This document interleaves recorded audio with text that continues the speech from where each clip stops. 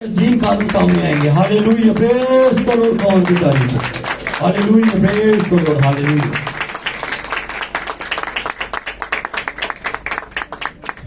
Hallelujah, praise God. खुदावन के नाम को जलाल मिलता रहे। और आज की खूबसूरत सुबह के लिए हम खुदावन का बेहद शुक्रगुजारी करते हैं कि उसने हमें ये मौका दिया कि हम उसके नाम को जलाल देने के लिए अपने फानी और नाकस बदनों को खुदावन के लिए इस्तेमाल कर सकें। बेशक हमारे बदन के अंदर, हमारी जिंदगी के अंदर कोई ऐसी उत्तम बात नहीं है, कोई ऐसी दर्जा बंदी नहीं है, इतनी हाई फाई कोई हम नहीं है, लेकिन खुदावन का फजल ऐसा है कि वो हमें दुनिया से अलग करता है और हमें अपनी नजर में खास और मकबूल कर लेता है। हालेलुया।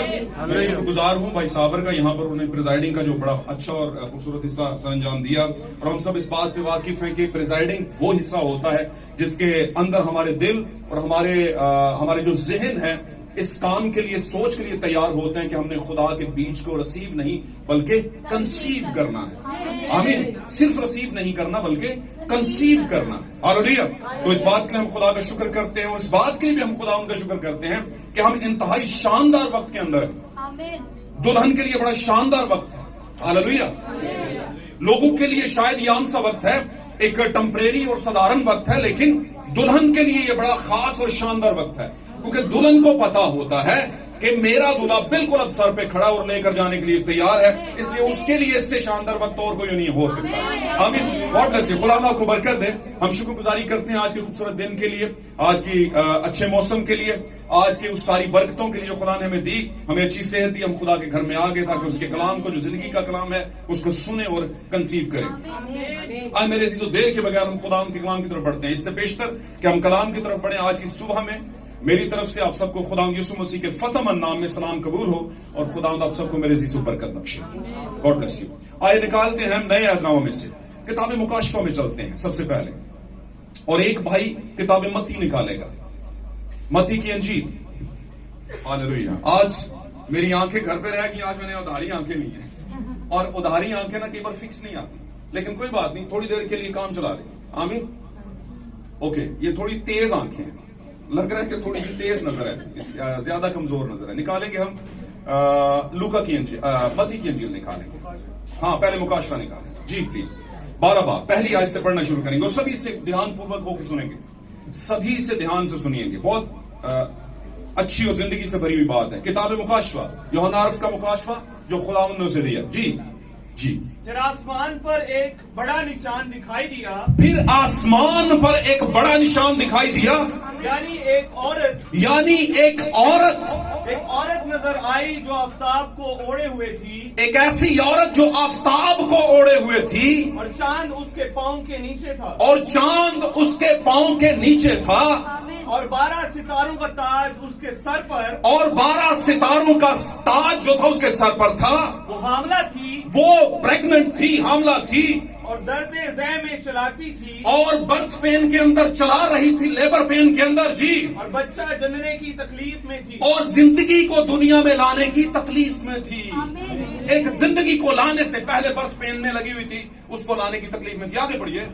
फिर एक और निशान आसमान पर दिखाई दिया, फिर एक और निशान आसमान पर दिखाई दिया, यानी एक बड़ा लाल अजदहा, यानी एक लाल अजदहा दिखाई दिया, बड़ा, उसके 7 सर और 10 सींग थे, उसके 7 सर और 10 सींग थे, और उसके सरों पर 7 ताज, और उसकी दुम ने आसमान के तिहाई सितारे खींच कर जमीन पर डाल दिए जी, और वो अजदहा उस औरत के आगे जा खड़ा हुआ, और वो अजदहा उस औरत के आगे जा खड़ा हुआ जो जनने को थी, जो पैदा करने को थी, जनने को थी, ताकि जब वो जने तो उसके बच्चे को निकल जाए। आमीन। ताकि जब वो जने तो उसके बच्चे को निकल जाए। आमीन। खुदा के कलाम का पढ़ा जाना, सुना जाना भाई से बरकत। एक और गवाह उठाएंगे हम पाक कलाम के अंदर। हम 3 गवाह आमतौर पर लेते हैं, अभी के हम आपको खड़ा किया हुआ है, तो इस टाइम पे हम 2 गवाह पढ़ाएंगे। मत्ती रसूल की मार्फत लिखी गई खुदावंद यीशु मसीह की अंजील निकालेंगे हम। Praise God. हालेलुया जी। उसका पहला बाब भी हम निकालेंगे। Praise God. हालेलुया। खुदा यीशु। और उसकी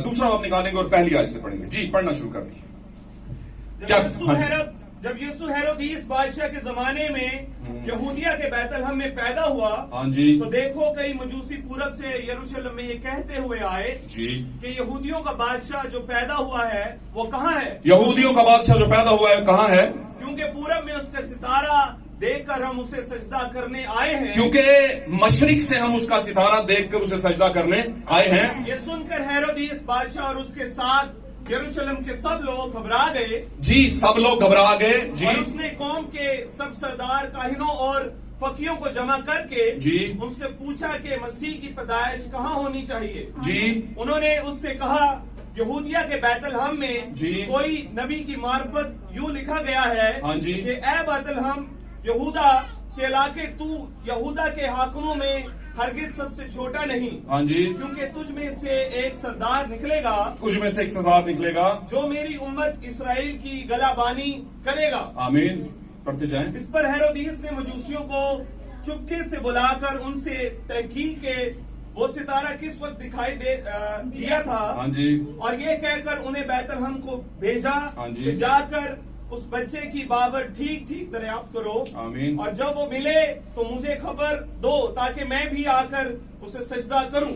जी वो बादशाह की बात सुनकर रवाना हुए, हाँ जी। और देखो जो सितारा उन्होंने पूरब में देखा था वो उनके आगे आगे चला, हाँ जी, यहाँ तक के उस जगह के ऊपर जाकर ठहर गया हाँ जी। जहाँ वो बच्चा था। हाँ जी, वो सितारे को देखकर निहायत खुश हुए, हाँ जी। और उस घर में पहुंचकर बच्चे को उसकी माँ मरियम के पास देखा, हाँ जी। और उसके आगे गिरकर सजदा किया, हाँ जी, और अपने डब्बे खोलकर सोना और लुबान और मुर उसको नजर किया। आमीन। खुदावंद के कलाम का पढ़ा और सुना जाना हम सबों के लिए मेरे अजीजों बायसे बरकत हो, बायसे तहसीन हो, बायसे समझ हो और बायसे जिंदगी हो। और अगर किसी पर भी किसी भी तरह की मुश्किल का साया है तो इस कलाम के सादर होने के बायस वो आपकी जिंदगी से हट जाए, छट जाए। God bless you. तशरीफ रखिए खुदा आपके साथ। Praise God, hallelujah, hallelujah, hallelujah, praise God, hallelujah. खुदाम के नाम को जलाल देते हुए हम खुदाम की शुक्रगुजारी करते हैं आज के खूबसूरत दो गवाह जो हमने बाइबल मुकद्दस में से लिए। पाक कलाम के अंदर इस बात को रकम किया गया, पुराने नविश्तों के अंदर भी, नए के अंदर भी, कि किसी भी 2 या 3 शख्सों की गवाही से उस बात को जो हो रही हो उसे सच मान लेना चाहिए, मान लिया जाए।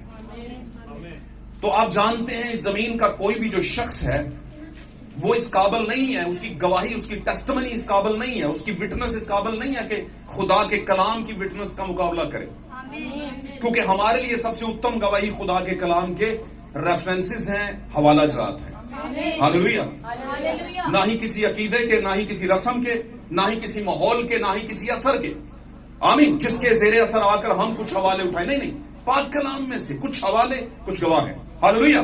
मेरे अजीजों, ये कलाम जो आज आपके सामने सादर किया गया खुदावंद के इल्हाम के जरिया से, ना कि किसी सोच के जरिया से, ये कलाम कई जमानों का सफर करके आज मुझ तक और आप तक पहुंचा है। इसने कई जमाने देखे इस कलाम ने, और कई जमानों ने इसे देखा है। लेकिन याद रखिए, पाक कलाम में लिखा है, यीशु मसीह के शागिर्दों ने उससे पूछा जब जमीनी खिदमत में थे, उसने कहा तू तमसीलों में क्यों बातें करता है? उसने कहा ताकि लोग सुनते हुए ना सुने और देखते हुए ना देखें और कहीं तौबा करके रजू ना ले आए। क्योंकि कुछ ऐसे हैं कि जिनके मुतालिक खुदा चाहता है कि वो ना समझे। ये पाक कलाम के अंदर दर्ज है। आमीन। तो फिर कौन है जो उसकी समझे? इब्ने आदम खोए हुओं को ढूंढने और निजात उन्हीं को देने आया। उन्हीं जो खोए हुए, उन्हीं, उनके अलावा नहीं, उनके अलावा नहीं। हालेलुया। आज का हमारा मौजू बड़ा अच्छा है, और चूंकि बाइबल के सारे जो टॉपिक्स हैं बहुत शानदार हैं और बड़े अच्छे हैं, और हम सब के लिए एक सबक लेकर आते हैं बड़े खूबसूरत आज के दिन के हवाले से, चूंकि आज एक दिन है और उस दिन को मद्देनजर रखते हुए हम चंद मुकाशरात को सीखेंगे। और आज का हमारा मौजू है द प्रिंस ऑफ पीस, सलामती का, अमन का बादशाह। हालेलुया। मेरे अजीजों, हमारी हमेशा एक बात याद रखिएगा, जब आगाज में आदम और हवा से गुनाह हो गया, जो कि पहले जद्दे अमजद थे, नस्ल इंसानी के पहले वालिदैन थे, जब उनसे गुनाह हो गया तो उनके लिए जमीन पर अमन कायम न रह सका। और जानते, गुनाह से पहले वो अमन में थे, सुकून में थे, रेस्ट में थे। हालेलुया। लेकिन जब गुनाह हो गया तो दर्जा बदर्जा उनकी जिंदगी में तकलीफें, मसाइब और फिर बिलाखिर मौत का वारद होना शुरू हो गया। हालेलुया। और इसी सिलसिलाकार तरीके से उनकी नस्ल भी इसी काम के जेरे असर आई, यानी इसी तरीके से वो बीमार हुई, बूढ़ी हुई और मरती गई। आमीन, हालेलुया। और जरूरत पड़ गई कोई ऐसा आए जो हमारे बदन के अंदर, हमारी जिंदगी के अंदर हमारी नजात का काम करे, ताकि हमें सुकून हो जाए और हम दुनिया में जो कुछ मर्जी होता रहे, हम सुकून में रहें। हालेलुया। याद रखिए इस बारे में, पाक कलाम के अंदर इस बारे में लिखा हुआ है कि मुकद्दसों के लिए, खुदा के मुकद्दसों के लिए अभी सबत का आराम बाकी है। ये किसने कहा था? ये पाक कलाम के अंदर आखिरी जमाने से जो पहले जमाने गुजरे वहां पर कहा गया। लेकिन मैं आपको एक बात बताता चलूं, मुकद्दस पौलुस ने जब कहा कि मुकद्दसों के लिए अभी आराम बाकी है, खुदा के मुकद्दसों के लिए, तो इसका मतलब है कि खुदा के मुकद्दस अभी आएंगे जिनके लिए आराम क्या है? बाकी है। रब दी करेगी इबादत एक पीढ़ी ऐसी आवेगी, इट विल बिकम, ये होगा कि ये आएगी कोई ना कोई ऐसी पीढ़ी, और वो पीढ़ी फिर अपनी नस्ल को बताएगी। क्या बताएगी? जी, रब दी खबर सुनाएगी। क्या खबर? मतलब क्या शुरू से खबर नहीं थी? सारी दुनिया को खबर थी, लेकिन ये कौन सी खबर है? ये रेवलेशन वाली न्यूज है। द टाइम रेवलेशन, आपके जमाने का मुकाशफा, जो कि पिछले जमानों में पूरे तौर से नहीं खुला, जो कि खुलेगा इस टाइम के अंदर, इस वक्त के अंदर। और वो मुकाशफा, बाय द वे बताता चलूं, वो मुकाशफा काहिन के लिए भी है, वो मुकाशफा एक खादम के लिए भी। काहिन और खादम में फर्क है। आमीन। काहिन, पादरी और खादम, उसमें फर्क है। काहिन और होता है, खादम और होता है। हालेलुया। और इस बारे में मैं कभी आपसे बात करूंगा, पाइपलाइन में इस टॉपिक को रखते हैं हम। लेकिन मैं नॉर्मली बात बता दूं तो काहिन जो होता है वो चर्च का मिनिस्टर होता है, उसे निगहबान कहा जाता है। और मिनिस्टर कभी भी सर्वेंट नहीं होता। आमीन। और मैं इस विषय पे बात नहीं करना चाहता, मैं इसमें आगे बढ़ते हैं। ओके, तो क्या है, खुदावन का शुरू ही से प्लान बन गया इंसान के लिए, चूंकि वो उसका अपना बीज था। आदम और हवा उसका क्या था? अपना बीज था। गुनाह में गिर गया। आज किसी का बेटा या बेटी गुनाह में गिरे तो उसे छोड़ता नहीं, बल्कि उसे निकालने की पूरी क्या करता है? कोशिश करता है। हालेलुया। और खुदा को भी एक प्लान सूझा। मैं मुख्तसर करूंगा, इसमें ज्यादा लंबा नहीं लेके जाऊंगा। आप सारे रोशन ख्याल हैं, बातों को पकड़ते जाइएगा, लेकिन ये बातें आपके लिए जिंदगी लेकर आएंगी। हालेलुया। खुदा के प्लान के अंदर,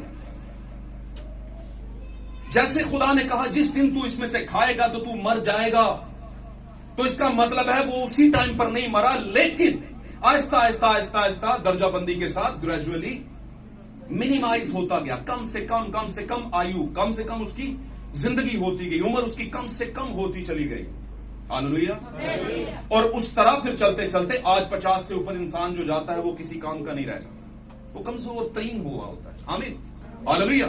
इसी तौर पर उम्र कम होती गई। जैसे ये चीज वारद हुई, मौत आहिस्ता आहिस्ता आहिस्ता आहिस्ता इंसान की जिंदगी में बीमारी, वबा और काल और इस तरह की चीजों की सूरत में, आमीन, वजह बनी मौत की। इसी तरह खुदावंद भी ग्रेजुअली मैक्सिमाइज करता गया। किस चीज को? निजात को मैक्सिमाइज। सबसे पहले निजात, छुटकारे का एक निशान दिया उसने। क्या दिया? तुम क्या करना, एक बर्रा लेना, आपका वक्ती गुनाह उससे क्या हो जाएगा? ढांपा जाएगा। आप पर उसका चार्ज नहीं लगेगा, लेकिन याद रखना जब फिर गुनाह होगा तो फिर आपको देना पड़ेगा और फिर वो ढांपा जाएगा।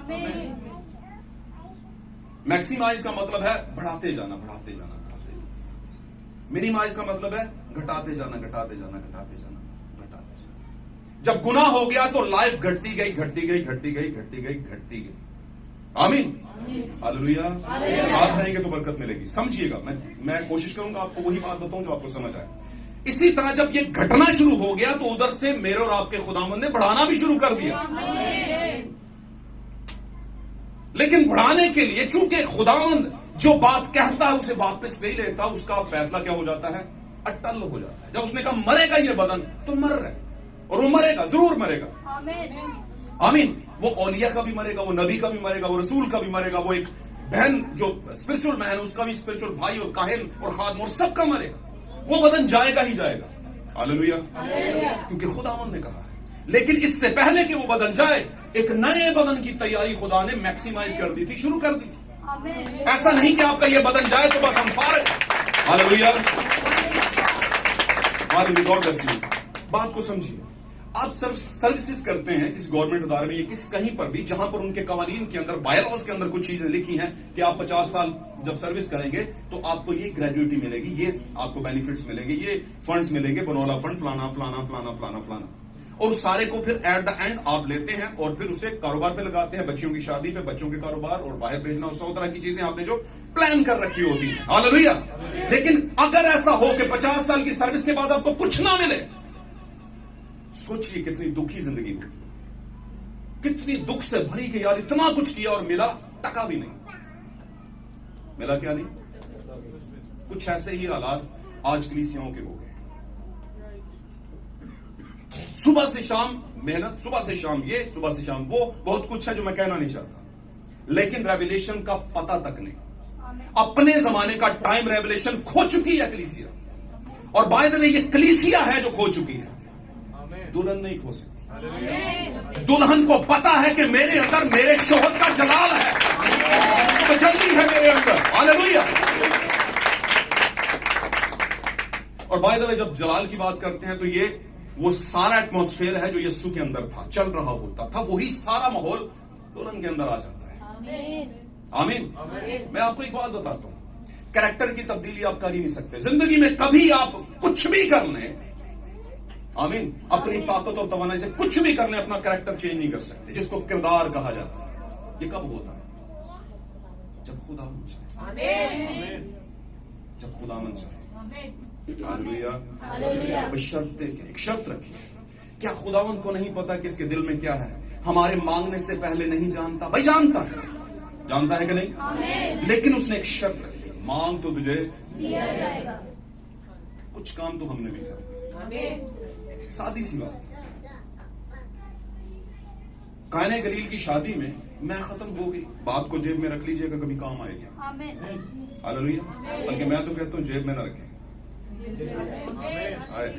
हालेलुया। और आप चूंकि असेंबली ऑफ गॉड नहीं है बल्कि फैमिली ऑफ गॉड है, इसलिए मैं बातें जरा ब्लंट करता हूं सीधी सीधी। फैमिली से शर्माया नहीं जाता, है ना? आज समझ रहे? दिल करे भाई चाय बनाओ, भाई लेट हो गया, खाना बनाओ, भाई लेट हो गया, क्यों? क्योंकि फैमिली है ना। और जब असेंबली हो, नहीं हुई नहीं, सारे असेंबली ऑफ गॉड नहीं है, हम कौन है? तो खुदावंद से लेने किसे आ रहा है? खुदा अपनी फैमिली को लेने आ रहा है, किसी असेंबली को लेने नहीं आ रहा।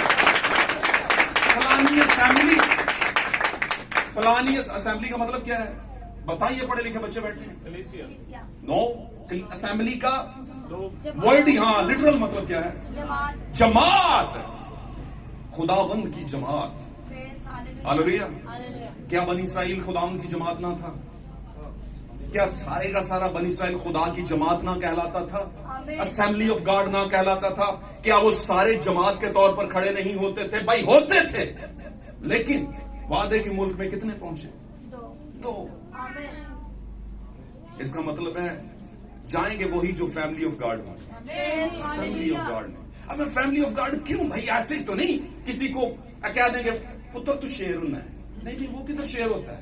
पता चल रहा है उसके भौंकने से, उसके लीक करने से, है ना, उसकी रोटी उठाने से, उसकी धाड़ से पता नहीं ये तो डॉगी है। भाई खुदावंद कहता है मैं बेटों की, शेरों की रोटी नहीं दूंगा ही नहीं, क्योंकि ये है ही शेरों की। बातों को पकड़े, पाक कलाम के अंदर जो लिखा है उसे खुलना है, उसे खुलना है। किसके लिए लिखा है? हमसा यहां से तुझी कौम वास्ते नहीं, साढ़े वास्ते तो है ही नहीं, असी तो बचपन तो है ना साई होने, बचपन तो साई होने, पर अब क्या हम होने हैं? सही होने हैं। अब हमें सही होना है। और याद रखना भाई द वे, ये हक सिर्फ पादरियों के पास नहीं है। पाक कलाम में लिखा है मैं तख्त वालों को जमीन पे गिराऊंगा और बच्चों से अपनी जलाल की बातें उनके मुंह से बहाऊंगा। God bless you, God bless you. खुदा को बरकत दे, बातों को पकड़े। तो मैं आपको कहने की कोशिश कर रहा था, असेंबलीज ऑफ गॉड के साथ थोड़े एहतियातें होती हैं। भाई असेंबली जो को बोल पेगा, है ना, जमात में से कोई बोल पड़ेगा, क्योंकि मेरी फुफीदा पुत्र तो है नहीं। बात समझ रहे हैं? मेरे बाप का बेटा तो है नहीं, लेकिन घर में किसी को भी कहे बाजी ऐ बना दो, अबू जी ऐ लियाना है ना, मैं भावे अपना बेच के आओ लेकिन ऐ चीज मैंने लिया के दो, ठीक है, तो उनको कह दिता मेरा अपना जो है। इसी तरह खुदा ने भी अपना बदन जमीन पे तैयार करके किसके जरिया से? मुकद्दसा के जरिया से। हमेशा याद रखिएगा, क्योंकि मेरे कल के टॉपिक की कुछ चीजें हैं वो मैं इसमें डालना नहीं चाहता। आमीन। तो हम इस पे रहेंगे, द प्रिंस ऑफ पीस पे। हालेलुया, सलामती का बादशाह यीशु मसीह को के बदन को जमीन पर मुकद्दसा के अंदर रखा गया। किसके जरिए? By the word of God, खुदा के कलाम के जरिए। कैसे? कलाम आया, आपके पास आया, आपके पास। आमीन। इसी तरह मरियम के पास आया। मरियम ने कहा मैं कैसे, ये क्यों कर होगा जबकि मैं किसी मर्द को। ऐ मरियम, मैं आपसे पूछता हूं, आज की मरियम से पूछता हूं, तू किसी मर्द को जानती है या नहीं जानती? क्या तू किसी मर्द को जानती है? जानती है। आज की मरियम अपने मर्द को क्या है? जानती है। सातवें जमाने की मरियम अपने मर्द को क्या है? जानती है। और इसीलिए उसे पता है कि मेरे अंदर जो बीज है वो किसका है। ये मुकाशवा की औरत मैं और आप हैं, मुकाशवा की औरत। और भाई अगर मैं बताता चलूं आपको, इस बात को खास ध्यान में रखना, पॉइंट टू बी नोटेड। यहां पर लिखा है मुकाशवा के अंदर 12वें बाब की पहली आयत में, फिर मैंने आसमान पर एक बड़ा निशान देखा। अंग्रेजी जुबान में से टोकन कहा गया है, निशान है। और ये वो वाला निशान नहीं है मार्किंग करो निशान लाओ, है ना, ये वो वाला नहीं है। ये वो निशान है जिसके बायस आपको इख्तियार मिलता है। ये वो वाला टोकन है, वो वाला निशान है जो बनी इस्राइल से कहा गया अपनी चौखटों और दरवाजों और माथों के ऊपर क्या कर देना? टोकन लगा देना, निशान लगा देना। तो आज की दुल्हन के पास टोकन है, इख्तियार का टोकन। और वो टोकन कहां से आया? मुकाशफात से आया, मुकाशफात से आया। और मैं एक और बात बता दूं, ये यूहन्ना अरफ का मुकाशफा की किताब ही सिर्फ मुकाशफात नहीं है, पूरी बाइबल मुकाशफात से भरी है। लेकिन जरूर है कि हम खुदावंद की टाइम रेवलेशन को जाने, जो आपके जमाने में आवाज आई है, अपने जमाने की, the voice of your age, आपके जमाने की जो आवाज है उसको जाने आप। आमीन। कदी कदी ना असी एक लत ना पुराने आयत से रखी होंगी एक लत, तो हम कहते हैं 10 हुक्म भी रटने ने, है ना, बात समझ रहे? तो 10 मुबारकबाद ये भी रट लेनी। हालेलुया। अगर हम एक टांग वहां रखेंगे और एक यहां रखेंगे तो कभी पार पहुंचेंगे? मुझे नहीं लगता पहुंचेंगे, नहीं, हम नहीं पहुंचेंगे। कभी कभी हम पर जो ग्रेस यानी फजल हुआ होता है उसे छोड़कर हम पीछे दोबारा तलवार के नीचे जाना चाहते हैं। आमीन, आमीन। हमारी जिंदगी का चूंकि बादशाह खुदावंद है और खुदावंद ने अपने आप को मसीह में जाहिर करके खुदावंद यीशु मसीह को हमारी जिंदगी का बादशाह बनाया, प्रिंस बनाया, आमीन, द किंग बनाया। लेकिन याद रखिए, जैसे दाऊद के अपनों ने अपने ही बादशाह को रद्द कर दिया, इसी तरह हम यीशु के अपने होकर इस जमाने के अंदर, आमीन, बहुत से ऐसे हैं जो सो कॉल्ड यीशु के अपने हैं, कहने को यीशु के अपने हैं, लेकिन अपनों ने ही उसे क्या कर दिया है? रद्द कर दिया। रद्द किया हुआ बादशाह, तंजीमों के हाथों में रद्द किया हुआ बादशाह। तंजीमें आज यीशु का वो रेवलेशन जो मुकाशफा में जाहिर हुआ मानने को तैयार नहीं है। आपको याद है 7वें जमाने की कलीसिया, जब उसे आप पढ़ें तो लिखा है मैं तेरे दिल के दरवाजे पे खड़ा हुआ क्या कर रहा हूं। मतलब क्या है इसका? सादा सा समझाऊं, जब कोई खटखटाता है तो वो कहां पे होता है?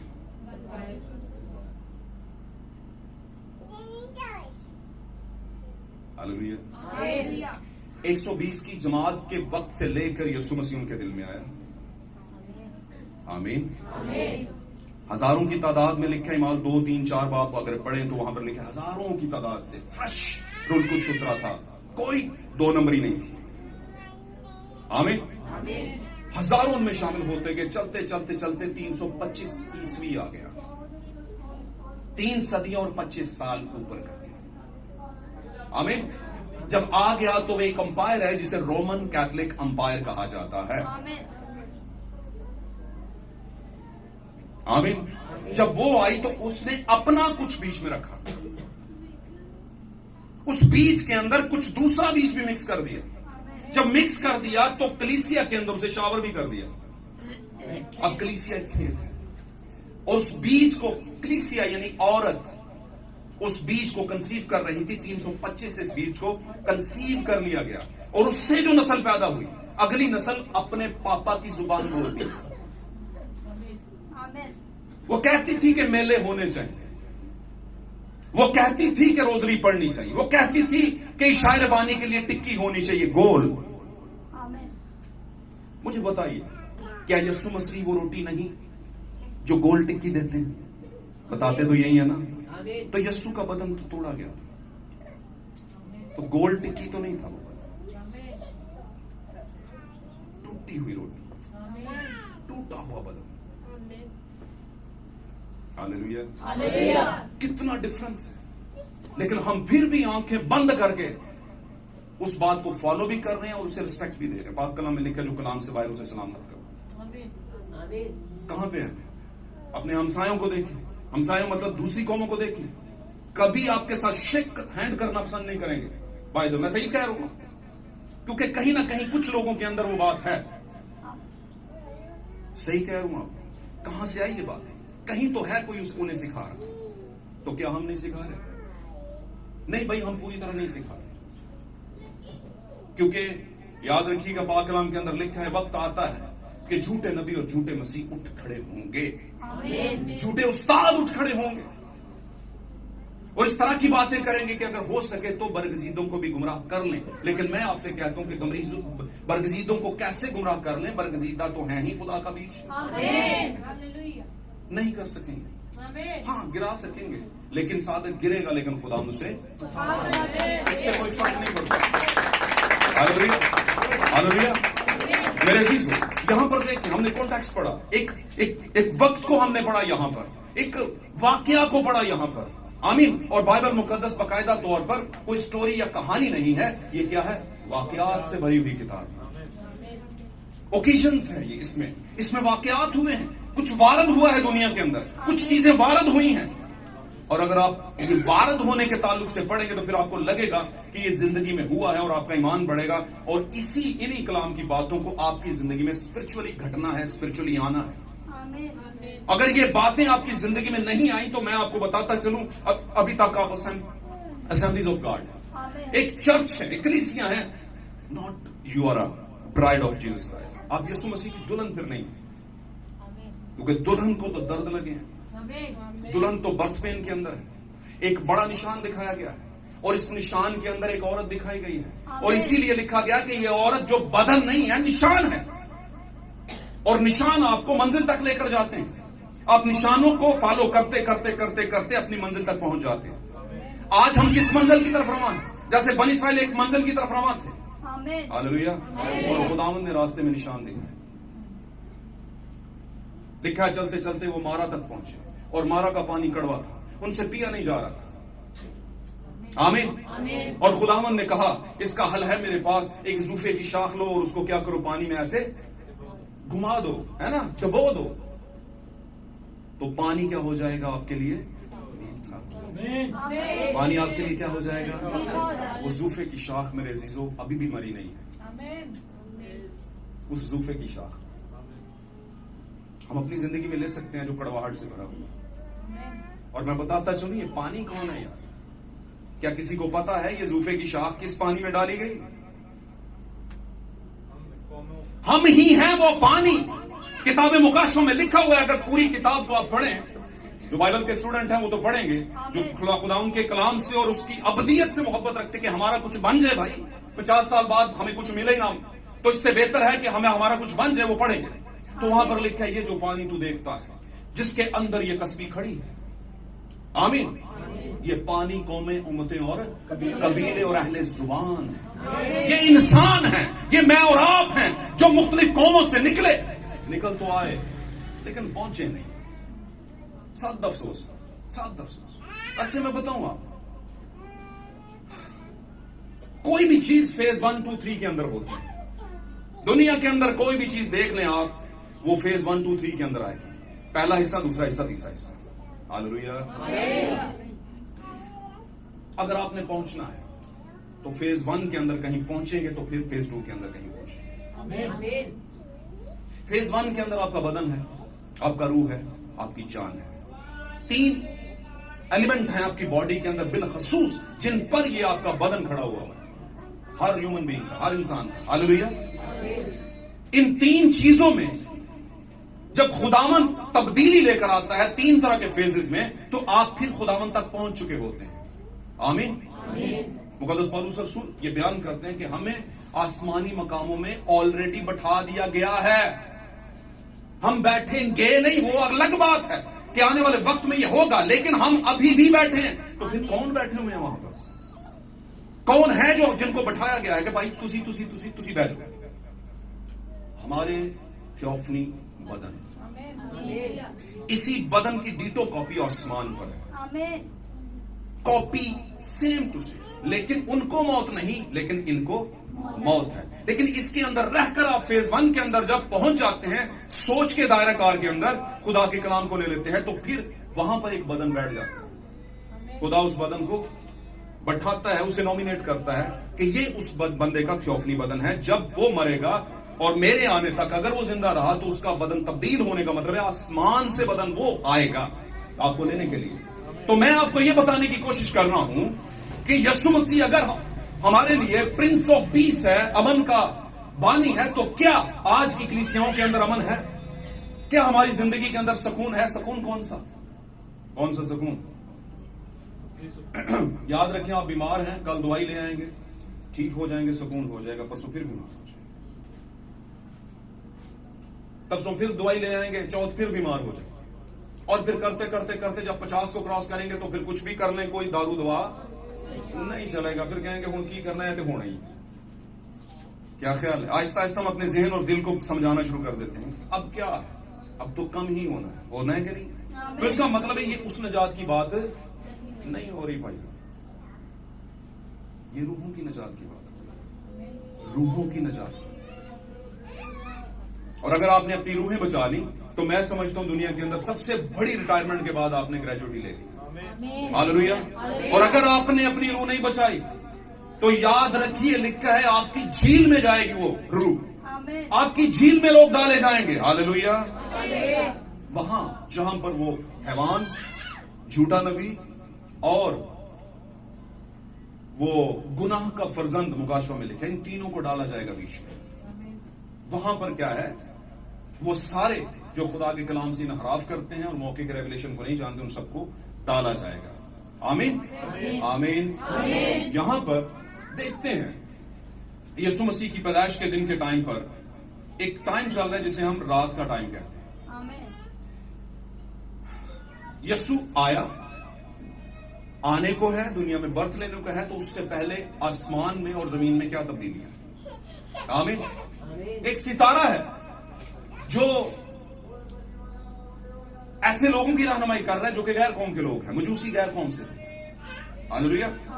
लेकिन एक बात हमेशा याद रखिए, नस्ले आदम यानी खुदा का सही बीज चाहे किसी भी कौम में उस टाइम पर पहुंचाओ, खुदा उन्हें बुला लेता है, निकाल ले आता है। हालेलुया। जैसे आप जानते हैं कि अब्राहम जो था, उसका वालिद तारा और उसका चचा नहूर, ये सारे अपने बैकग्राउंड में क्या थे? बुत परस्त।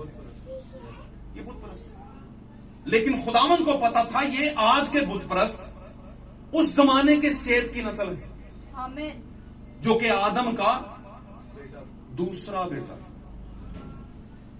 क्यों जी?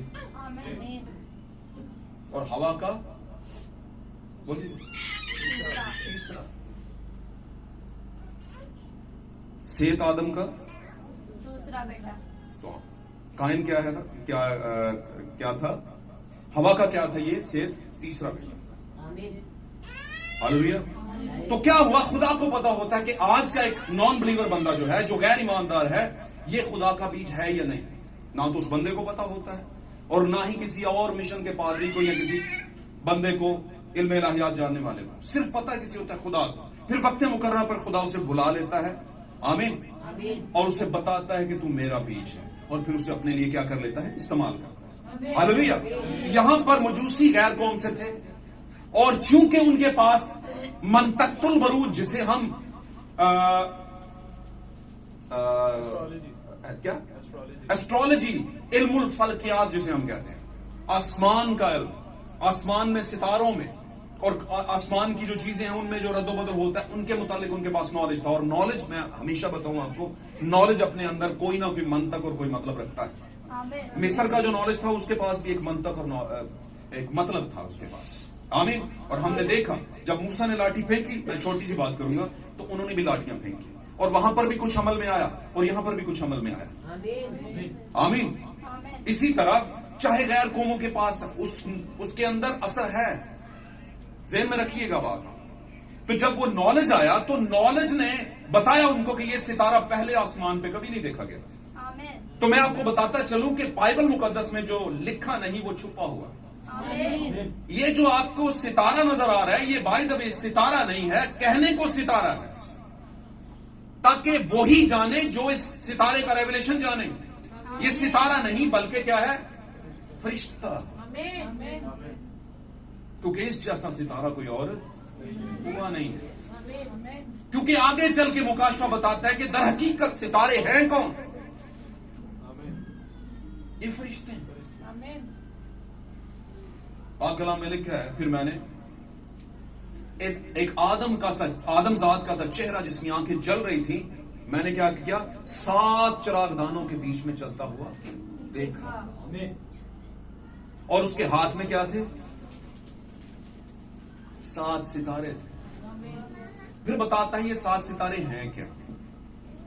ये 7 फरिश्ते हैं जो 7 जमानों में भेजे गए, ताकि उस जमाने की मरियम की रहनुमाई करें, उस जमाने की मजूसियों की रहनुमाई करें, उस जमाने की मरियम के पास बीज लेकर आए उस जमाने का, और वो उसको कहे कि मेरे लिए तेरे कौल के मौफिक।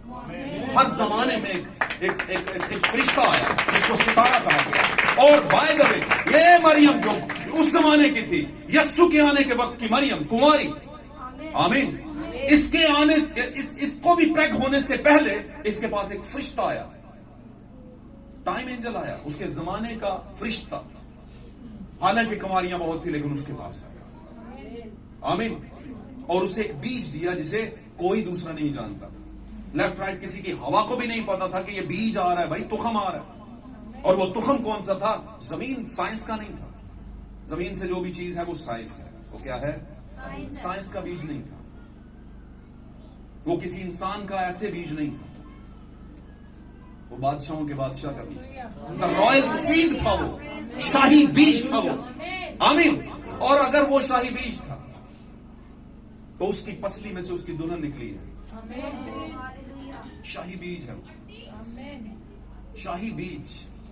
इस शाही बीज की एक और मिसाल है, जब बनी इस्राएल निकले थे, आमीन, और बड़बड़ाने लगे तो खुदावंद ने उनके लिए मन बरसाया था कि नहीं? कितने दिन मन जो था मिल सकता था? कितने दिन? 6 दिन तक तुम मन को ले सकते हो, लेकिन 7वां दिन खुदा का सबत है, उस दिन कुछ नहीं मिलेगा। इसलिए एक काम करना, 6ठे दिन ही 7वें दिन का भी चुन ले। गल समझे हो? God bless you. तो 6ठे दिन 7वें का भी 6ठे दिन ही चुनना है। इसका मतलब क्या है? क्योंकि 7वें दिन में तो आराम है, 7वें दिन में तो रैप्चर है, 7वें दिन में तो उठाया जाना है। चुनना कि तो 10 कुमारियां आई, 10 की 10 हो गई, दूल्हा आ गया तो 5 की तैयारी, और 5 कहती हैं अपने तेल में से हमें भी कुछ, क्योंकि वो 7वां है, रैप्चर डे है, वो उठाए जाने का टाइम है। उन्होंने कहा हमें लगता है कि हमारे और तुम्हारे के लिए ये ज़ियाद पूरा नहीं होगा, इसलिए जाओ दुकानदारों के पास। लिखा जब वो तेल लेने के लिए जा रही थी तो दूल्हा, 6ठे दिन ही सारा कुछ करना है भाई, 7वें दिन तो कुछ भी नहीं बनने वाली बात, क्योंकि 7वां दिन रैप्चर डे है, 7वां दिन आजादी का दिन है, 7वां दिन उठाए जाने का दिन है। वैसे पते की बात आपको आज भी बताता हूं, खास पते की बात।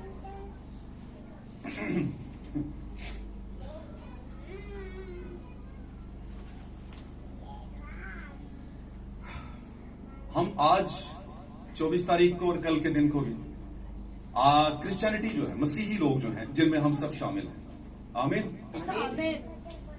खुदा यीशु मसीह पर ईमान लाने वाले, वर्ल्ड वाइड जितनी भी चर्चेस हैं, पूरी दुनिया की कलीसियां हैं, वो इन 2 दिनों को इस तरीके से मनाएंगी कि जिस तरह इससे बड़ा कोई और दिन है ही नहीं। वैसे मुझे बताइए, नौकरी मिलने का दिन बड़ा होता है या रिटायरमेंट लेने का दिन बड़ा होता है? वैसे नौकरी ना मिले तो आप दिहाड़ी कर लेंगे ना नहीं, चलो नहीं गवर्नमेंट मिलती थी दिहाड़ी तो हम कर लो, ऐसे होता है कि नहीं? कुछ ना कुछ तो हम कर ही लेते हैं। लेकिन अगर रिटायरमेंट ना मिले, कहते हुण हड्डियां भी जवाब दे गई, अभी देखो इन्होंने की किया, धोखा दे देते। तो इसलिए बड़ा दिन कौन सा होगा? उस टाइम कुछ नहीं बनता, बच्चे सर पे हुए होते हैं, है ना, बच्चियां सर पे, शादी के लायक, बच्चे शादी के लायक, ये था कि मिलेगी तो करेंगे, है ना। तो नौकरी मिलने का दिन बड़ा नहीं, उतना बड़ा नहीं होता जितना रिटायरमेंट मिलने का दिन होता है। सैलरी नहीं, पूरी जिंदगी का रिजल्ट, वो जो आप इकट्ठा कर रहे होते हैं थोड़ा थोड़ा थोड़ा थोड़ा। आमीन। इसीलिए आज आपको बता, यीशु मसीह जमीन पर आए, किसी को हवा तक नहीं हुई, चंद लोगों को हुई हवा। फिर मैं कहूंगा खुदा की जमात को हवा भी नहीं थी, और खुदा के खानदान को हवा थी। आमीन। कहते ना हवा भी नहीं लगती, आज कीता है, हवा भी नहीं लगने देती यार, तो पता ही नहीं चलने देता है, किंज हो गया। गल समझ रहे हो? आमीन। फकी फरीसियों को पता नहीं, बनी इसराइल को पता नहीं, उस जमाने के हेरोदीस को पता नहीं, है ना। वो तो हैरान हो गए, लिखा है गिरदो नवा के लोग घबरा गए कि केड़ा बादशाह आ गया भाई, कौन पैदा हो गया। क्या ख्याल? उधर किसी पहाड़ी के कोने के ऊपर से जा रहे हैं वो मरियम और यूसुफ, और सिनेरियो कौन सा चल रहा है? चले किधर साथे काम की हो गया, किधर जा रहे थे वो? लूका में पढ़िए, कैसरो गुस्तस के दौर के अंदर ये पहली इसमें नवीसी थी। इससे पहले कोई इसमें नवीसी नहीं हुई मेरे अजीजों। ये पहली इसमें नवीसी, अजल की इसमें नवीसी है, अबदियत की इसमें नवीसी है। पाक कलाम में लिखा है, कदीमुल अयाम से उनके मैंने नाम बर्रा की किताबे हयात में लिख दिए हैं। पहली इसमें नवीसी के टाइम पर नाम लिखे गए, और लिखा है अपने अपने शहर को क्या करने गए? वो नाम लिखवाने। सबसे पहला शहर इफसुस का शहर, इफसुस की कलीसिया सबसे पहला शहर, क्योंकि कलीसिया को खुदा ने अपना शहर कहा। लिखा है खुदा की आवाज शहर को पुकारती है, और दानिशमंद उसके नाम का क्या रखते हैं? लिहाज रखते हैं। वो शहर कोई सज्जे खबे वाले नहीं, ऐसी हुई, और हमसे पहले जितने 7 जमाने गुजरे वो शहर थे। आमीन। अपने अपने शहर को पालूस पहला कलीसियाई फरिश्ता, उसके जमाने के लोग उसके जिम्मे में आते हैं, वो उनको लीड करेगा जब यीशु रैप्चर के लिए आएगा। आमीन। मार्टिन लूथर दूसरे, अरीनियस दूसरे जमाने का कलीसियाई फरिश्ता, उसके जमाने के शहर को उसके साथ लीडरशिप में लेकर जाएगा, वो प्रेजेंटेशन देगा। खुदा उस जमाने के फरिश्ते से पूछेगा। आमीन। Martin Luther, Martin Columbus, John Wesley, भाई ब्रैनम, आमीन, इन सबको अपने अपने शहर को लेकर वहां पर जाना पड़ेगा। खुदावन की आवाज शहर को पुकारती है। वहां पर लिखा है पहली इसमें नवीसी के टाइम पर तमाम लोग, आमीन, अपने अपने नाम लिखवाने अपने अपने शहर को गए। हालेलुया। अब यहां पर एक छोटी सी फैमिली है भाई, जिसने कंसीव किया हुआ है, प्राडो भी नहीं बैठी हुई। पता ना उस जमाने में जकई भी था कि नहीं? बड़े मालदार भी लोग थे, मसूल लेने वाले, है ना, कारोबारी लोग, आलमदीन लोग, बड़े पैसे वाले लोग भी थे, लेकिन ये पैसे वाले नहीं थे बेचारे। एक गधा था जिसपे बिठाया हुआ था मुकद्दसा मरियम को, और ये जा रहे हैं, किधर जा रहे हैं? नाम लिखवाने। ठीक है, आप जा रहे हैं नाम लिखवाने, और वज़ा हमल का वक्त आ गया। आमीन। हालेलुया। हालेलुया। ध्यान में रखना, जिंदगी के आने का कोई पता नहीं चलता। वज़ा हमल का मतलब कि जिंदगी दुनिया में अब आने वाली है, और वो जिंदगी साइंस की जिंदगी नहीं थी, ना ही किसी अकीदे की, ना नजरिए की, ना किसी कलीसिया की मलकियत जिंदगी थी, वो खुदा की जिंदगी थी।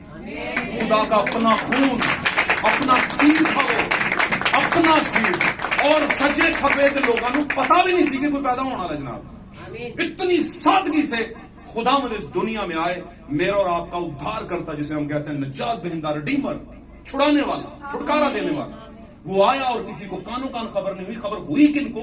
जिनको चाहा फरिश्ते ने बताए कि ताडे आस्ते भाईजान, ताडे आस्ते भाईजान। उनको लीड किया फरिश्तों ने।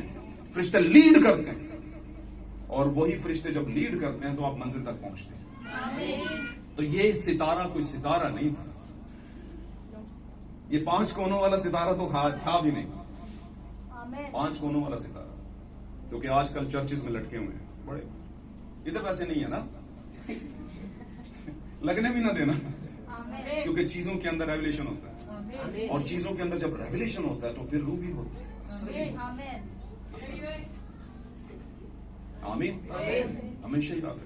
दुनिया के अंदर जो कुछ है उसका एक रेवलेशन, उसका एक कुछ मतलब है, मकसद है। तो 5वें मकाम पे कौन होता है?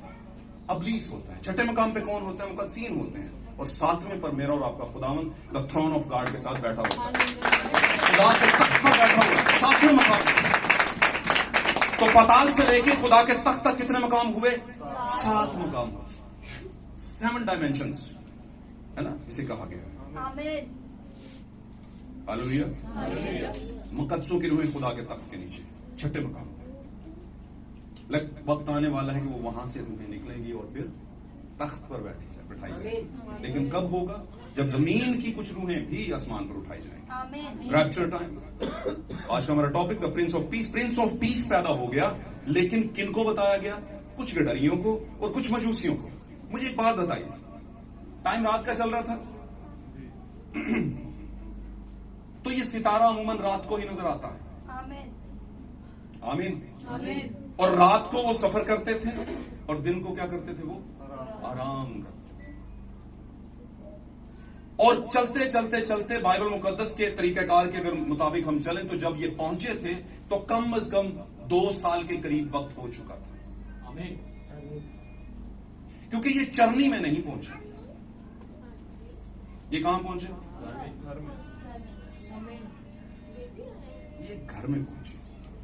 लूका को पढ़िए, वहां पर लिखा है सितारा उस घर पर जाकर ठहर गया जहां पर वो बच्चा था। और जब हेरोदिस मुखालिफ मसीह की रूह ने जब पता करवाया कि ये कब होगा, यीशु की पैदाइश जो कहा जा रहा है ये कहां पर होनी चाहिए, तो नजूमियों ने बताया भाई ये यहूदा के शहर बैतलहम में होनी चाहिए। आमीन। तो उसने क्या कहा? उसने यरूशलेम के गिरदोनवा के अंदर, बैतलहम के गिरदोनवा के अंदर 2-2 साल और उससे कम उम्र के बच्चे, अप्रोक्सीमेटली इतने बच्चे तकरीबन, उसने सोचा कि यहां तक तो टाइम हो चुका है। आमीन। उसने मरवा दिया। हालेलुया। इसलिए एक चीज थी जो उनको लीड कर रही थी।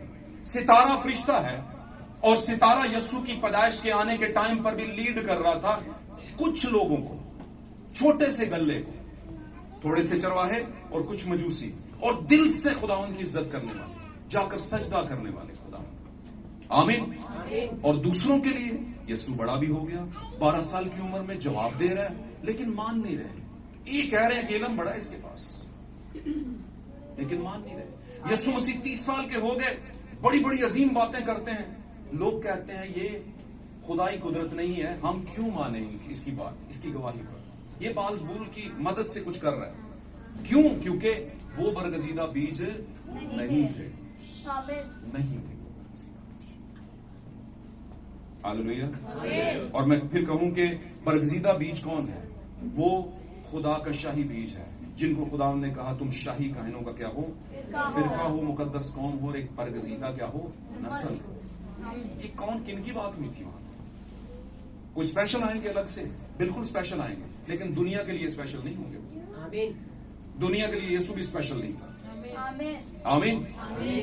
आज के और कल के दिन के हवाले से बात करूंगा। आज और कल का दिन कौन सी आमद को सेलिब्रेट करने के लिए मनाया जाता है? पहली आमद। कौन सी आमद को? पहली आमद को। और हम कौन से दौर में खड़े हैं? आखिरी दौर। हम दौर आखिरी में और दूसरी आमद में खड़े हैं। क्या किसी को पता है कि दूसरी आमद हो चुकी हुई है? किसी को पता है कि दूसरी आमद तो हो चुकी हुई है? अगर किसी को नहीं पता तो मुकाशफा पढ़ लेना। मुकाशवा का पहला दूसरा चैप्टर पढ़ना जाके आज। मुकाशवा बताएगा कि यीशु की दूसरी आमद हो चुकी है या नहीं। आमीन। तो यीशु की पहली आमद, पहली बर्थ पर दूसरी बर्थ के अंदर आकर हम पहली बर्थ को मना रहे हैं और दूसरी बर्थ का हमें पता ही नहीं। पहली आमद को मना रहे हैं और दूसरी आमद की हमें हवा भी नहीं। बिल्कुल वैसे ही जैसे पहली आमद की बहुत से लोगों को हवा नहीं थी। आमीन। लेकिन याद रखिए, ये बीज, ये रेवलेशन का बीज जब आता है और कुछ ऐसे लोगों को जिनके पास बीज नहीं होता, उनको इतनी समझ नहीं होती, वो घबरा जाते हैं। गिरदोनवा के लोग घबरा जाते हैं कि ये अजीब और अचंभे की बातें जो हो रही हैं, किस तरह की बातें हो रही हैं। हालेलुया। जबकि आप जानते हैं अजीब और अचंभे की बातें यीशु मसीह के अंदर थी, क्योंकि वो खुद भी अजीब था, अजीब मुशीर था वो। आमीन। हालेलुया। और अगर हमारी जिंदगी में आज खुदा यीशु मसीह की आमद हो चुकी है, प्रिंस ऑफ पीस की आमद हो चुकी है, तो उस वक्त मरियम आराम के अंदर थी। गो कि उसे बर्थ पेन लगे, लेकिन वो बर्थ पेन किसी वजह से थे। क्या? कि क्योंकि जिंदगी को दुनिया में लाए, और जब जिंदगी दुनिया में आ गई तो मरियम के लिए फिर बर्थ पेन नहीं रहे। फिर मरियम ने एक गीत गाया है। आमीन। आमीन। और ये जो क्रिसमस के दिन लोग मनाते हैं, एक मतलब सारा सिलसिला करते हैं, ये बेसिकली सेलिब्रेशन डे नहीं है। बाइबल मुकद्दस इस सेलिब्रेशन डे नहीं कहते, जबकि दुनिया के 100% लोग, मतलब 90% लोग इसे सेलिब्रेशन डे के तौर पर ही मनाते हैं। सेलिब्रेशन और वर्शिप डे में फर्क है। सेलिब्रेशन डे और वर्शिप डे में फर्क है। सेलिब्रेशन एंजॉयमेंट करने की एक टर्म है, एक तरीका है कि हमने सेलिब्रेट करना है, मतलब एंजॉय करना है। आमीन। आप जानते हैं जब यीशु पैदा हुए तो एंजॉय कितने लोगों ने किया? वहां पर तो मुसीबत पड़ी हुई थी, रोना पीटना शुरू हो गया था। हुआ था कि नहीं? पर मैं ये नहीं कहता कि यीशु की पैदाइश को इस तरह लोग रोना पीटना, नहीं, ये नहीं कहता। पर मैं ये कहता हूं कि यीशु मसीह की पैदाइश सेलिब्रेशन डे नहीं है, जिसे हम कहते हैं आनंद मनाने का दिन नहीं है, एंजॉय करने का दिन नहीं है, वर्शिप डे। जब यीशु मसीह पैदा हुए तो आसमान पर एक ग्रोह थी फरिश्तों की। क्या कर रही थी? सेलिब्रेशन नहीं कर रही थी। और आपको पता चले तो आज की रात नोट कर लेना और कल का सारा दिन नोट कर लेना। कुछ ऐसे बेवड़े होंगे, कुछ ऐसे होंगे जिनको कोई गर्ज नहीं है कि यीशु आया या नहीं आया। बड़ा दिन आया, इतना बहुत है सारे। समझ आ रही बात? इसलिए वो सेलिब्रेट करेंगे खुल के। और कुछ कहेंगे हम तो नहीं पीते भाई, हम तो सादा सिगरेट नहीं पीते। अच्छा, तो अम्मी अबू नक्को नक करते हैं और अम्मी अबू ने पहले पता है ना मंगनी ना लैनी ने 50,000 से पक्का लवाएंगे। किसके लिए? मैं यहां पर कपड़ों के खिलाफ नहीं बात कर रहा, पर इसलिए कि ये बड़ा दिन है, इसलिए तो कुछ चीजों को हमें अपनी नस्ल को समझाना है, बताना है। जरूर आप अच्छे कपड़े पहने, लेकिन ये सोच के मत पहने कि हमने सेलिब्रेट करना है। आमीन। यीशु मसीह ने अपनी पूरी जिंदगी कहीं नहीं कहा कि मेरा दिन जरूर मनाए पैदा होना था। आमीन। कहीं पर लिखा हो तो बताना जरूर। और मैं बताऊं, ये चीजें उस तरह मत लिया करें जिस तरह हम आम बातों को ले लेते हैं। नहीं, इसमें जो कुछ पैकअप किया गया है उसके पीछे कुछ वजह है। अगर यीशु ने नहीं कहा तो क्यों नहीं कहा? एक औरत आई और उसने आकर कहा, मुबारक है खुदावंद, यीशु तू मुबारक है, और मुबारक है वो मां जिसका तूने दूध पिया। कहा था कि नहीं? यीशु ने क्या कहा? हाँ, तुम सही कहते, लेकिन ज्यादा मुबारक वो हैं जो खुदा का कलाम सुनते और उस पर अमल करते हैं। ज्यादा वो मुबारक है। ओह माय गॉड यार, मतलब अपना हक वो अपनी दुल्हन को दे रहा है, अपनी कलीसिया को, कि ज्यादा तो वो मुबारक है। सोचें, यीशु ये कह रहा है तो हम उस बात को किस लेवल पे लेते हैं? किस लेवल पे? आज कलीसियाओं में ये सिखाया पढ़ाया जाता है? नहीं पढ़ाया जाता। ये वो जगह है जहां से एक बीज शावर होता है, एक तुखम होता है। और ये तुखम कौन सा है? इस कलाम का, जिंदगी के कलाम का। ये होता है किसी पादरी की अपनी तरह अपनी सोच नहीं है, और अगर अपनी है तो फिर खुदा की नहीं है, और अगर अपनी नहीं और खुदा अपनी है और खुदा की नहीं है तो फिर वो कलाम नहीं है, वो कलाम नहीं है। आप उसके साथ खड़े मत हो, लेके डूबेगा वो। इसी मजबा के ऊपर से, इसी तरह के मजबा के ऊपर से लोग अकीदों को छोड़ते हैं, लोग आंखें बंद कर लेते हैं, गुनाह को देख के मना नहीं करते कि ये गुनाह हो रहा है, कलीसिया में ये गलत है, इसे मत करें। बात समझ रहे हैं? कुर्सियां, तख्तो ताज, गद्दी निशीनी, इसकी फिक्रें लग जाती हैं लोगों को। आमीन। लेकिन जो सुकून में, जो खुदावन के सबत में है, जिसे पता है कि मैं आराम में, उसे इन चीजों की परवाह नहीं होती। आमीन। सच कहे चाहे कोई एक भी बंदा आपका फॉलोअर हो, और मैं आपको एक और बात बता दूं आपको रास्ते की, जो सभी आपके फॉलोअर्स होते हैं वो सभी आपके भलाई के लिए होते हैं, कुछ आपको मारने के लिए भी होते हैं।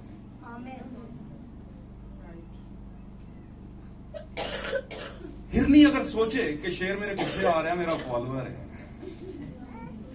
समझ आंटी गाली? हिरनी जानते हो? हाँ, तस्वीरों में देखी होगी, बड़ी तेज भागती है, पहाड़ों में रहती है, अक्सर पहाड़ों में, जंगलों में होती है। उन्हीं जंगलों में कहीं शेर शूर भी होते हैं, तो शेर और हिरनी का बड़ा रोला होता है। शेर भूखा हो तो नहीं छोड़ता, लेकिन वो आ रहा होता है पीछे पीछे। हिरनी सोचो ये शेर मेरे फॉलोअर है। तो आज कलीसियाएं कहती हैं मैंने मेरा फॉलोअर है, इलाके का मेयर मेरा फॉलोअर है, मेरी चलती है, बनती है। भाई बिल्कुल बनती है, बिल्कुल चलती है, कि कहीं लेकर डूबेगा, टेंशन ना लो। वैसे हमारा कोई फॉलोअर नहीं है, हम किसी के फॉलोअर हैं, जो बादशाहों का बादशाह, लॉर्ड्स ऑफ द लॉर्ड। जब वो हमारे साथ है तो हम सुकून में, हम रेस्ट में। पर आप अपने इर्द गिर्द देखें, कलीसियां रेस्ट में नहीं है, कलीसियां रेस्ट में नहीं। कलीसियाओं को ये नहीं पता कि हम किस मौके और किस टाइम में खड़े, नहीं पता उनको, नहीं पता। बाइबल मुकद्दस की रेवलेशन आइडियोलॉजी उनको नहीं पता, जबकि दुल्हन को पता है। और इसमें मैं एक और बात बता, इसमें कुछ ज्यादा पढ़े लिखे होने का कोई केस नहीं, कम पढ़ा लिखा ज्यादा नहीं, ये बीज का मामला है। फिर चलता हूं उसी बात पर, उकाब के बच्चे को उड़ना जो है पता होता है कि मेरे पंख आएंगे, मैं उड़ जाऊंगा, ये पता है मुझे कि मैं उकाब। आमीन। शेर के बच्चे को रोर का पता है कि एक टाइम आएगा कि मेरे मुंह से रोर निकलेगी, धाड़ निकलेगी, कार निकलेगी, सिखानी नहीं पड़ेगी। समझ आई बात की? तो इसलिए कुछ ब्राइड्स के हिस्से, ब्राइड है, दुल्हन है, और यीशु लेने किसको आ रहे हैं? दुल्हन को लेने। और दुल्हन कौन सी? जो बीवी बन चुकी है। रुखसती होने से पहले वो क्या बन चुकी हुई है? बीवी। और बीवी किसे कहते हैं? एक मां को बीवी कहा जाता है। जो किसी बच्चे की मां बन जाती है, उसके पास ये अहलियत आ जाती है कि अब उसके पास एक बेबी है, तो वो किसी शख्स की क्या है? बीवी है। आमीन। लेकिन अगर उसके पास जिंदगी नहीं है, बच्चा नहीं, बेबी नहीं है, तो फिर उसके पास जायदाद का हक भी नहीं है। किसी भी वक्त वो बंदा उसे उठा के बाहर फेंक सकता है। आमीन। और उसकी इज्जत भी उस तरह से नहीं है। इसी तरह जैसे मरियम अपने घर के अंदर ही प्रेग थी, किससे? खुदा के कलाम से, उस जमाने के टाइम रेवलेशन से, जो लेकर आया एक फरिश्ता। आमीन। इसी तरह हमारे जमाने की मरियम, मैं और आप प्रेग हैं, प्रेग्नेंट जिसे हम कहते हैं, हामला है, एक फरिश्ते के आए हुए रेवलेशन के जरिए से, जो खुदा से लेकर आया। आमीन। और उस फरिश्ते के जरिए से हम भी क्या हैं? जिंदगी को दुनिया में लाने वाले हैं। इसलिए हमें अभी रुखसत नहीं हुए, लेकिन दुल्हन होने का हक हमारे पास आ गया है। मरियम रुखसत होने से पहले ही मां बन चुकी थी। आमीन। उसके पास वो वंश, वो बीज था। हालेलुया। इसी तरह हमारे पास भी यीशु की दूसरी आमद के टाइम पर वो बीज है। हालेलुया। तो खुदावंद आपको बरकत दे। जिनके पास प्रिंस ऑफ पीस आ चुका था, वो अमन में थे, सुकून में थे, उनके पास एक उम्मीद थी। हालेलुया। तो इस जमाने में भी दुल्हन के पास प्रिंस ऑफ पीस आ चुका है, यानी कि सलामती का शहजादा, अमन का शहजादा। हालेलुया। हालेलुया। इसका मतलब ये भी नहीं है कि वो आएगा नहीं, नहीं आएगा, वो आएगा, लेकिन कुछ लोगों के लिए वो आ चुका है। कुछ लोगों के लिए आ चुका है। कभी कभी बंदा आता हुआ नजर नहीं आता, जाता हुआ नजर आता। आमीन। हालेलुया। तो ये जो दुल्हन की आमद है, ये दुनिया नहीं देखेगी। दुल्हन की आमद पता भी नहीं चलेगा और दुल्हन रुखसत हो जाएगी, किसी को पता भी नहीं चलेगा। आमीन। हालेलुया। और वो जो घोड़ों शोड़ों वाली है और पूरी फौजों के साथ आएगा, वो तीसरी आमद, इब्ने दाऊद की आमद। आमीन। तो आज का दिन कौन सा मनाया जा रहा है दुनिया में? पहली आमद। ये बच्चे की सूरत में उसको मना रहे हैं बड़ी धूमधाम से। मनाए भाई, बिल्कुल मनाए, लेकिन क्या दूसरी आमद का आपको पता है कि दूसरी आमद भी हो चुकी? अगर दूसरी आमद नहीं हुई तो फिर दूसरी आमद को आने दें अपनी जिंदगी, आमीन। क्योंकि असल जो आपकी रूह की नजात है, रैप्चर लेकर आएगी आपके लिए, वही आमद आएगी। आमीन। पहली आमद में कीमत दी गई खून की, दूसरी आमद में वो कीमत की वजह से दुल्हन को लेकर जाएगा, और तीसरी आमद में दुल्हन के साथ आएगा। आमीन। बात तो समझ आ गई होगी। आमीन। God bless you.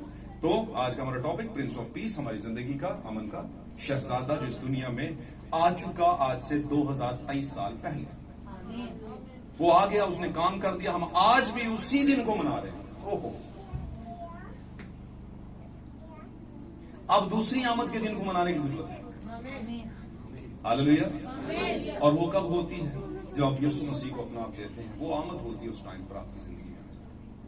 हालेलुया। और मुझे पक्की तरह याद है कि बहुत से लोग, ज्यादातर लोगों को वो दिन याद नहीं होगा जिस दिन उन्होंने अपनी जिंदगी खुदा को दी थी। God bless you all. खुदा आपको इस कलाम के बायस, आज की आपकी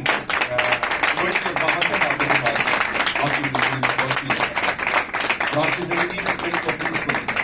गॉड ब्लेस यू। हालेलुया। आज हम सब अपनी आंखें बंद करते हैं, दुआ मांगते हैं। Praise God. दुआ मांगते हैं सिताइश यीशु मसीह के नाम की।